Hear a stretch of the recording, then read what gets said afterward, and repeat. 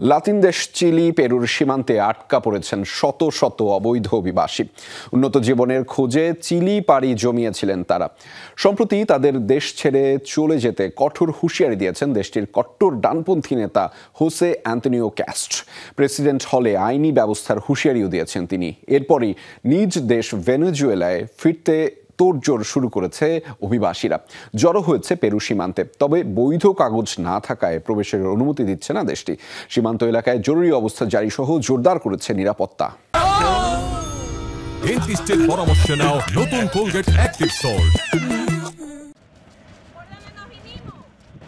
লাতিন আমেরিকার দেশ চিলির বিভিন্ন প্রান্ত থেকে আসছেন তারা। বেশিরভাগই ভেনেজুয়েলার নাগরিক। পরিবার পরিজন দীর্ঘ এ পথ পাড়ি দিয়ে ফিরে যেতে চান নিজ দেশে। তবে বৈধ কাগজ না থাকায় ভেনেজুয়েলার প্রতিবেশী দেশ পেরুতেই ঢুকতে পারছে না তারা। আটকা পড়েছে সীমান্তে। আমরা পেরুতে থাকতে চাই না, আমরা শুধু আমাদের দেশ ভেনেজুয়েলায় ফিরে যেতে চাই।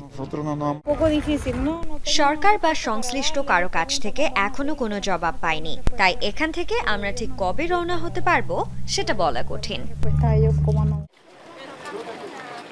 লাতিন আমেরিকার সবচেয়ে স্থিতিশীল ও সমৃদ্ধ দেশগুলোর একটি চিলি।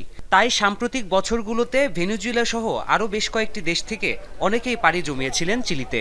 তবে তাদের জন্য দেশটি আর নিরাপদ নয়। আগামী কয়েক মাসের মধ্যে সকল অবৈধ অভিবাসীকে চিলি ছেড়ে চলে যাওয়ার নির্দেশ দিয়েছেন দেশটির ডানপন্থী নেতা হোসে অ্যান্তোনিও কাস্ট। চিলিতে অবস্থানরত সকল অবৈধ অভিবাসীদের বলছি, স্বেচ্ছায় দেশ ছাড়ার জন্য 103 দিন সময় আছে আপনাদের কাছে। এ সময়ের মধ্যে চিলি ছেড়ে না গেলে আমি প্রেসিডেন্ট হওয়ার পর আপনাদের এক কাপড়ে বের করে দেয়া হবে।